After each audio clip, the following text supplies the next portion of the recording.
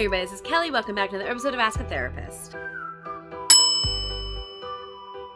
This week, week 2 of Pride Month, we are going to be talking about neurodiversity and the LGBTQIA+ community. Specifically, is there a connection, and what does that mean if there is? I've gotten this question a whole bunch of times. We're going to start with some definitions. First of all, neurodivergent. It is simply a way of reframing the concept of brain differences. Under the idea of neurodiversity, ADHD, autism spectrum disorder, anything that has to do with the brain working differently is no longer labeled a disability. It is a variation on brain functioning, and that is all that it is. When we look at people who have situations of neurodivergence, it's not about bringing them back into what is typical. It's about understanding that their needs are different from others' needs, which are different from others' needs, which are different from everyone's needs, and everyone's needs are different and also valid. It takes a lot of this stigma away from the understanding of like, well, my brain just works differently. Because everyone's brain works differently. A disturbing trend that I have seen recently is people taking the term neurodivergence or neurodiversity and using it as an example of political correctness. Like, why are we calling it this now? It's very important that people understand that the term neurodivergent has been around for a long time, but also it comes from extensive studies of the way that brains work in children and adults that are diagnosed with ADHD, with autism spectrum disorder, with any of those things under that umbrella. It is brain scans upon brain scans and understanding that their brains are working differently than what we have always assumed to be the typical way that it works. It legitimately just means that these brains are wired differently for support and functioning and learning. There are no conclusive studies that are currently able to find a causational relationship between neurodiversity and being a member of the LGBTQIA+ community. Percentage-wise, the general assumption is about 4.5% of Americans identify within the LGBTQIA+ community. That number, according to one analysis, can go up to 15 to 35% among population of people who are neurodiverse. So what that means is, in every 100 Americans as a whole, you would have 4 to 5 people who identify within the queer community. If you have 100 people in the neurodiverse community, 15 to 35 of them would identify as queer. It doesn't work the other way. It doesn't mean that if someone is neurodivergent that they're automatically also going to be members of the LGBTQIA+ community. While there are no studies that can give us an answer on this, there is some general theory on the topic, and well, it makes a lot of sense. Specifically, if your brain is already wired differently to understand and perceive things differently, then as a person, you are less likely to be going down the same thought paths and everything that is typical for anything in your life. That includes gender identity, sexual attraction, understanding of self and others. The way that you process things like friendships and romantic relationships is likely to also be atypical. In other words, if your brain works differently, your brain works differently, right? This is what we're finding. Your brain doesn't just work differently in specific aspects. It's across the board. There are wiring things that are just different. Now, the problem is it is very difficult to get any reliable research on this topic. And here's why. And are also part of the neurodiverse community are going to have a bias on what the on what the connection is. Basically, you look at gender identity and sexual attraction differently once you've already identified within the LGBTQIA+ community. I've got videos on things like biphobia and the understanding of the way the community kind of views people who change their labels and change their understanding of self within the bounds of that community. And it can be really hard, but it's also very typical for somebody to, once they are a part of a community and feeling that affirmation and aware of the truth of who they are, it is easier then to pull back more layers and to discover the root of the truth of who they are. But once you've already identified within that community, your understanding of things like gender identity and attraction look different. There are some things that have been studied and documented, and one of them is that neurodivergent youth feel a much stronger urgency to affirm their gender identity. So we're not talking about sexual orientation or attraction. We're talking about just specific identity. There are two likely reasons for that. And one of them is connected to the way that in the education system, we treat the discovery of things like neurodivergence. We treat them like a diagnosis, and a diagnosis is something you have if you have a problem, right? And until then, you just feel like you're fluctuating and kind of in between. You don't really know what's wrong with you. You just know you don't work like everybody else does, which is not dissimilar to the situation that people who find out they are non-cisgender find themselves in, right? But the difference is the understanding of not identifying with your sex as assigned at birth. There's more fluidity to that and more understanding and freedom to sort of explore what that means, whereas you can't really explore neurotypical versus neurodivergent. There's not a gray area. There's just one or the other. And so that is an area they can sort of feel out and be able to understand themselves better and have the freedom to do that. Another aspect of that is because there's the support built in there. Within the community, understanding your identity is something that other people in the community understand well and have all gone through. Not everyone has gone through finding out that they're neurodivergent, but everyone in the community has found out they're part of the community. So that community is already there and that support is there. And when you feel so different everywhere else, when you find a place that is accepting of that feeling of difference, you're going to park yourself there for as long as you possibly can. Is it connected? Not really, but we can't draw a scientific line between the two, but you can't separate them either. There is a connection in the former treatment of both worlds, and that is in a gentleman with the last name of Lovaas. Dr. Lovaas lived very recently. He didn't pass away till I think 2010 or something.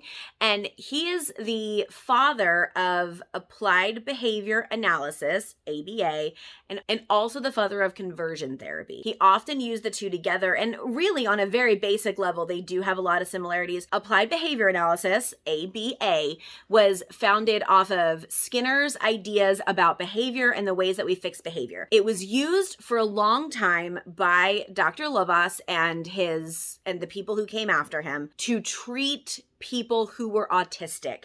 And really what it came down to was figuring out the things that made them act different and train them in how to stop acting different. So it was all directed at making neurodivergent kids neurotypical, and it usually applied mostly to kids. This man also, though, used the same philosophies of applied behavior analysis, finding the problem and then correcting the problem through negative and positive stimuli. He also used that with conversion therapy. In fact, he's actually quoted at one point to have used ABA to make sissy boys pass. The interesting thing is there's an interview with him just shortly before his death where he admitted that using ABA in that way, either with kids who are autistic or with kids who are queer, that it only works for a certain amount of time because people who find themselves in either of those camps typically, again, no scientific research behind this, but typically find themselves to be more resilient to negative stimulus. A negative statement, a negative consequence, those kind of things faze them less. And so when they would maybe start acting differently because they didn't want the negative stimulus anymore, it would only be effective for a short amount of time until they went back to who they were, which honestly is a huge statement for him to have made because in a lot of areas, his original principles are still followed today, specifically conversion therapy and the idea that exposure to negative stimulus is going to help you to not be queer, which is damaging and terrible, and it should stop happening. Part of the definition of the intersection between people who are neurodivergent and queer are these three statements. We do not need to be changed. We do not need to be fixed. And our worth is not on our ability to identify with normalcy.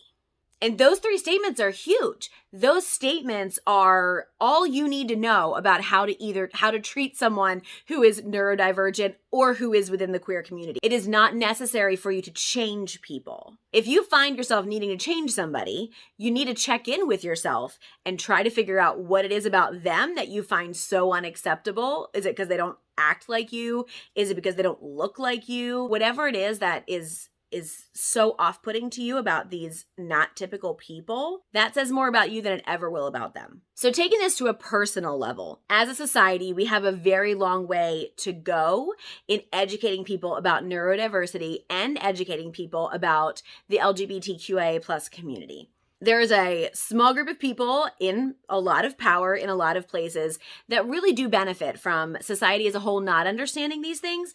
I would love to see that stop, which is one of the reasons I'm making this video. That's the educational perspective on it. The personal perspective on it is the freedom to be you is invaluable. There are a lot of systems that are set up to help us to know what is right and keep us in those boundaries and to be able to do everything as is expected, right? What better time to stop doing that than a month that celebrates people for just being them? So ultimately, is there a connection between being neurodivergent and being part of the LGBTQIA plus community? Yeah, there's a connection. Is it causational? No, we can't make that conclusion. The likelihood of being queer is higher if you are part of the neurodivergent community. I would also say that for some people, acceptance by their family of them being neurodivergent is also directly connected to acceptance by their family of them being within the LGBTQIA plus community. Because one is the same as the other when it comes down to this person, this human in front of you, does not look or act or think like you expect them to look or act or think. If you are willing to change your expectations in order to fully accept and embrace the human being in front of you, then you are more likely to change your expectations to fully embrace the human standing in front of you. I hate that I ever have to talk about acceptance because it is not optional to accept someone else's personhood. That's not an optional thing. But for some reason, we currently live in a society that believes that it is. And so here we are. I'm telling you that there is nothing unacceptable about someone who is neurodivergent. There is nothing unacceptable about someone who is queer. There is nothing unacceptable about anyone in their personhood. What is unacceptable is treating someone as though they are less than because they are not typical.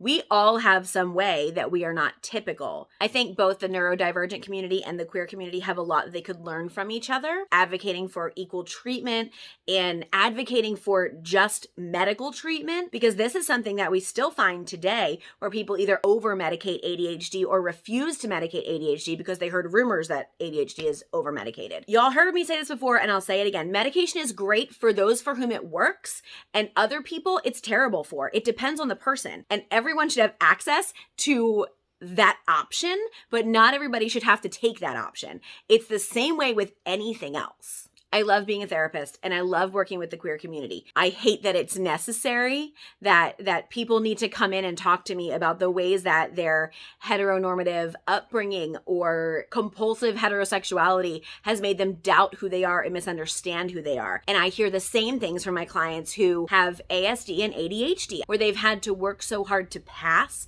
and it's exhausting and it is demeaning and it makes them question who they are. So I want you to understand that whether you watch this video because you have a friend who has those connections, or it's your connections, or just because you like my hair, whatever it is, I hope you share this information with someone who needs to understand that divergent does not mean wrong. Divergent does not mean disabled. Divergent just simply means a variation. That's all for today.